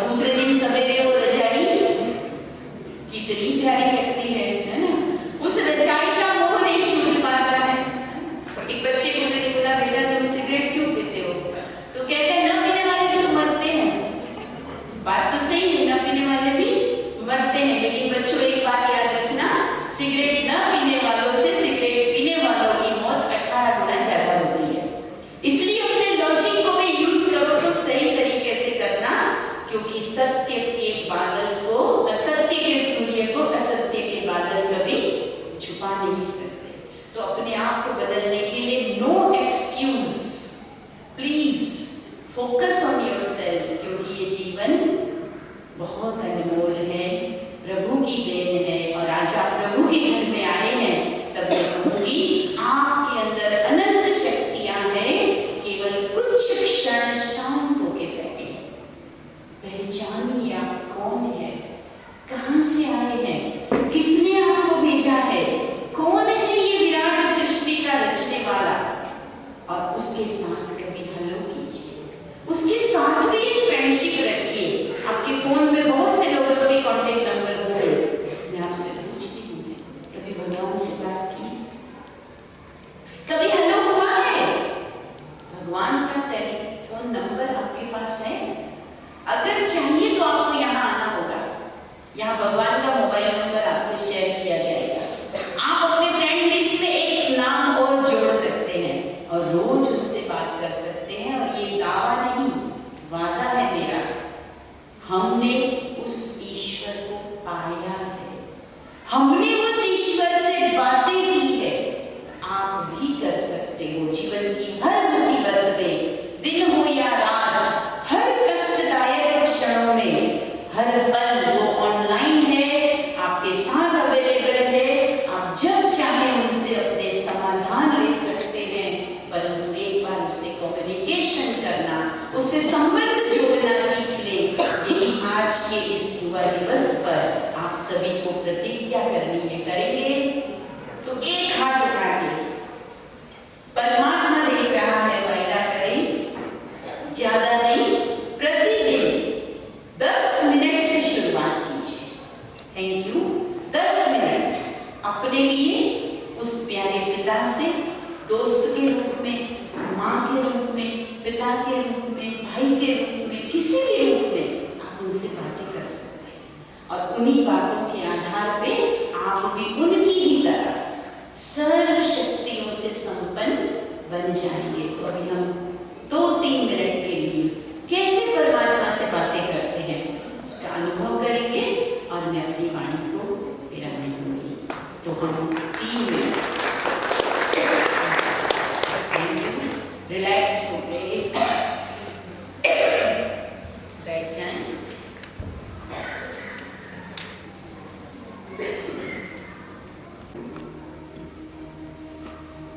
बहुत ही महत्वपूर्ण उद्देश्य से हुआ है। विश्व रचयिता प्रभु ने मुझे ये सुंदर मानव तन दिया है। मैं बहुत भाग्यशाली हूँ, मेरे पास चिंतन करने की शक्ति है, समझ की शक्ति है। मैं एक अविनाशी शक्ति हूँ। मेरा कोई जन्म नहीं, मेरी कभी मृत्यु नहीं। वो मैं आत्मा हूँ। ये शरीर तो केवल मेरा माध्यम है।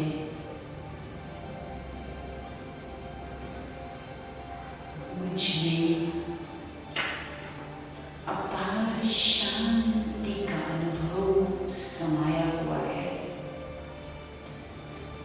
इस समग्र वातावरण में फैले हुए शांति के वाइब्रेशन में अनुभव करूं।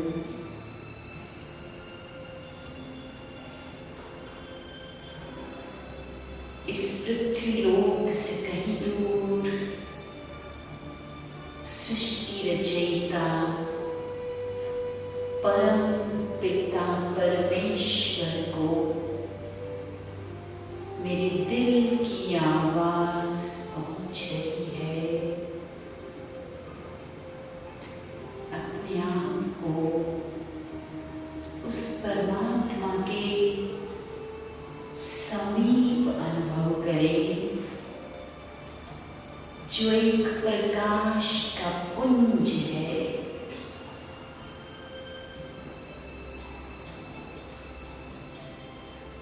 बहुत प्रेम बरसाते हैं प्रभु हम सब पर।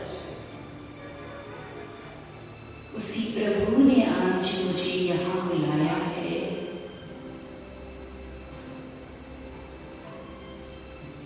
मैं आत्मा उस परम शक्ति के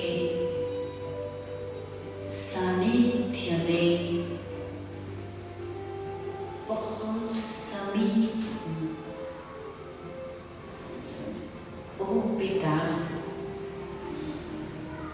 ओ विश्व पिता परमात्मा, मैं आपकी सुंदर रचना हूँ। आपने मुझे उत्तम मानव जन्म दिया है। मैं आपका शुक्रिया धन्यवाद करती हूँ।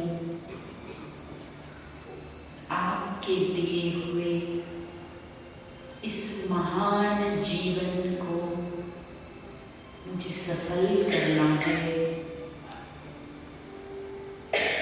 मेरा एक एक जीवन का क्षण उपयोगी हो,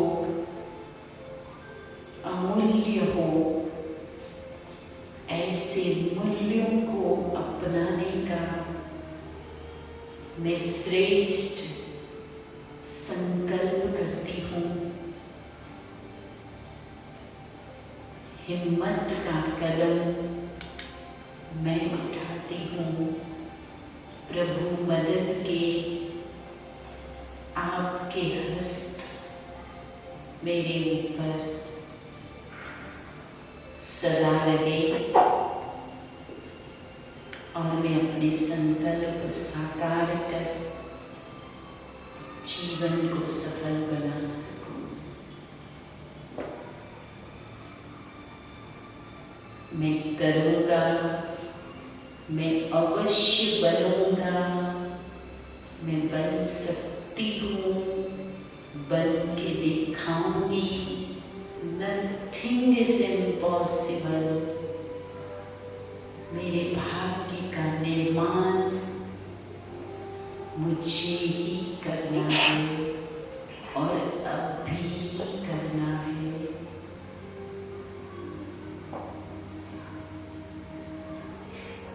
परमात्मा की पावन किरणें अपने अंदर भर लें, रिसीव कर लें और धीरे धीरे इस कर्म क्षेत्र पर अपने कर्तव्यों को पूरा करने के लिए जागृत हो जाएं। ओम शांति शांति शांति।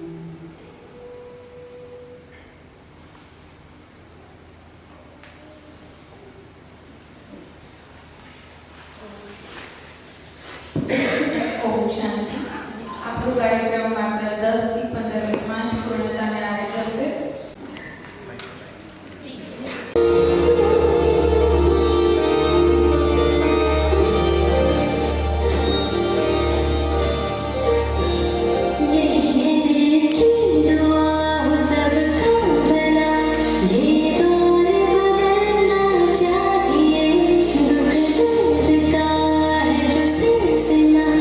अब और न चलना चाहिए।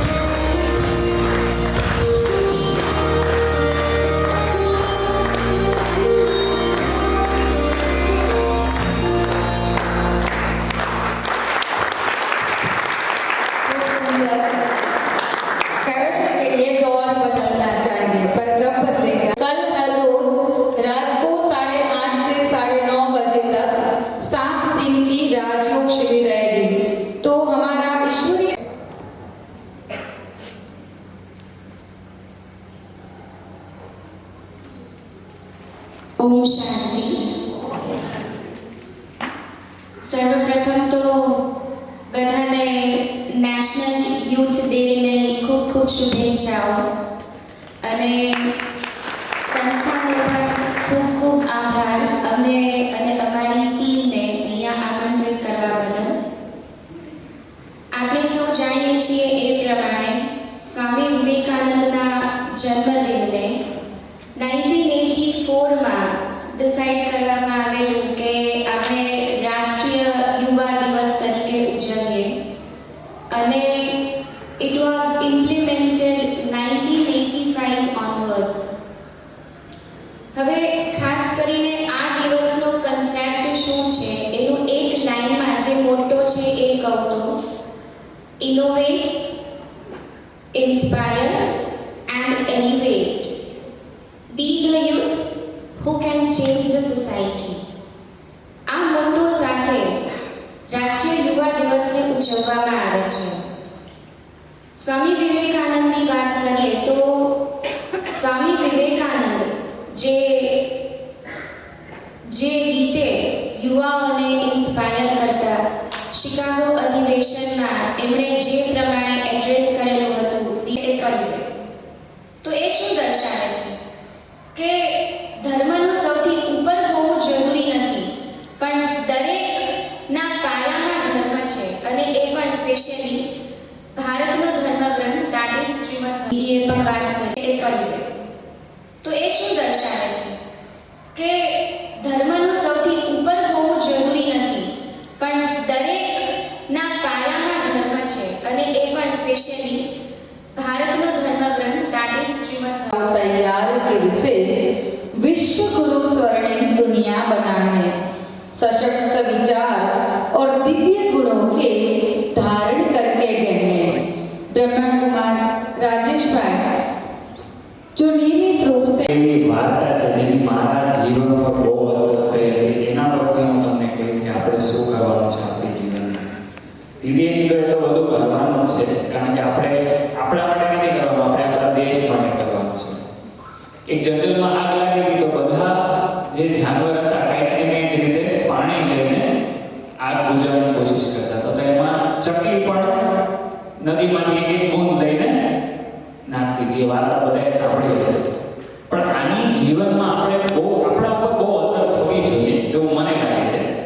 તમારે નાનું નામ આવે તો તમારી ચોઈસ હશે, પણ આ સંસ્થા છે ને આવી 33 કરોડ ચકલીઓની શોધમાં છે. 33 કરોડ એટલે એમાંથી એક ચકલી હું બન્યો છું એવું મારું માનવું છે.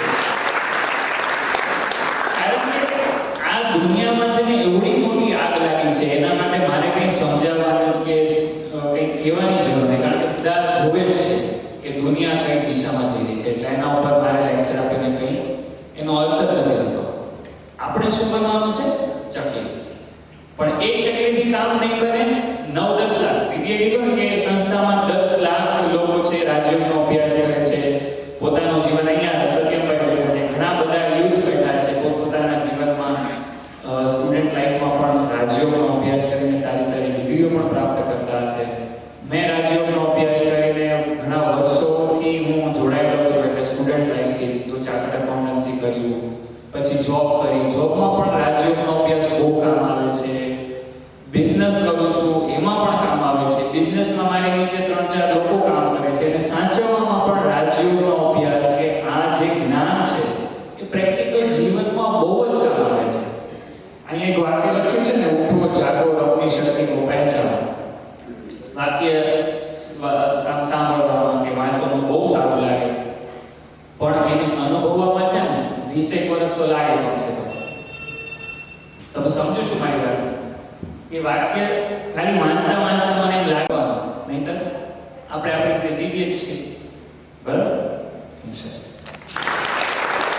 કલમાં લાવવું હોય તો આવતીકાલથી એક સંકલ્પ કરીએ કે રોજ 8:30 જે રાજયોગ શિબિર શરૂ થાય છે એમાં જરૂરથી આવે અને આપણા પરિવારજનો અને મિત્રજનોને પણ અચૂક લાવે.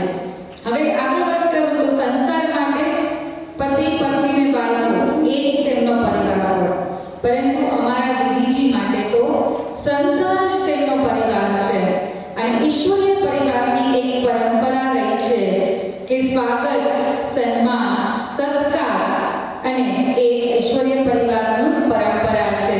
તો ઉપસ્થિત મહેમાનોને દીદીજી સોગાદ અને પ્રસાદ આપી સન્માનિત કરશે.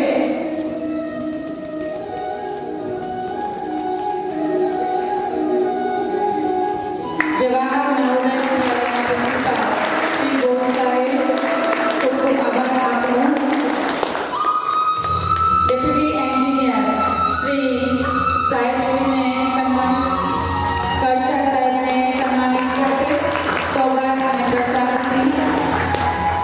ઇનરવીર ક્લબના પ્રમુખ શ્રી ડૉક્ટર શ્રી મેડમને સન્માન અને પ્રસાદથી સન્માનિત કરશે. અને આપ સૌના માટે પણ પ્રભુ પ્રસાદ તૈયાર જ છે, પરંતુ એ પહેલા આટલા સુંદર કાર્યક્રમનું આયોજનની પ્રેરણા આપનાર એ પરમાત્માનો ધન્યવાદ. ત્યારબાદ એ પરમાત્માએ જેને દિવ્ય પ્રેરણા આપી અને એ પ્રેરણાને આ કાર્યક્રમમાં કાર્યરત કરી એવા અમરેલી સેવા કેન્દ્રના મુખ્ય સંચાલિકા રાજયોગીની બ્રહ્માકુમારી ગીતા દીદીજીનો પણ ખૂબ ખૂબ આભાર. સાથોસાથ આપ સૌ યુવાનોને આપણી શક્તિઓથી પરિચિત કરાવવા છેક રાજસ્થાન ભીલમાંથી પધારેલા રાજયોગીની બ્રહ્માકુમારી ગીતા દીદીજીનો પણ ઈશ્વરીય આભાર. તેમણે ખૂબ સરસ આપણી શક્તિઓથી આપણને પરિચિત કરાવ્યા. પોતાના સમયને જેણે સફળ કરી અને એ અમૂલ્ય સમય આજના આ કાર્યક્રમને આપ્યો છે તેવા જવાહર નવોદય વિદ્યાલયના મેડમ, આપ સૌનો ખૂબ ખૂબ ઈશ્વરીય આભાર. ખૂબ ખૂબ આભાર આપ સૌનો. સાથોસાથ આપ યુવાનો આજે દુનિયા અનેક કાર્યક્રમોમાં વ્યસ્ત છે, ત્યારે આપે આપણો કિંમતી સમય આપી આપની શક્તિઓને ઉજાગર કરવા અહીં ઉપસ્થિત થયા છો, ત્યારે આપ સૌનો પણ ખૂબ ખૂબ ધન્યવાદ.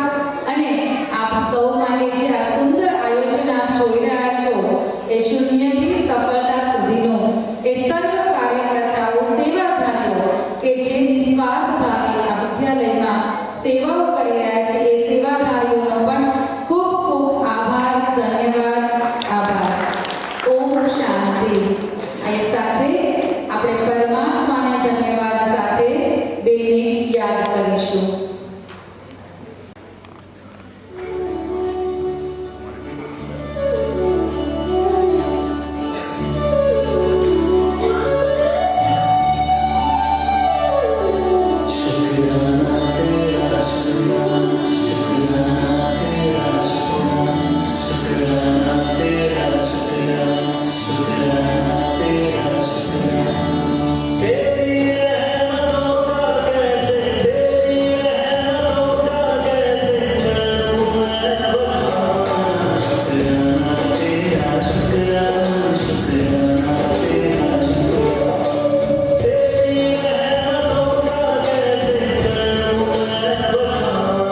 शुक्राना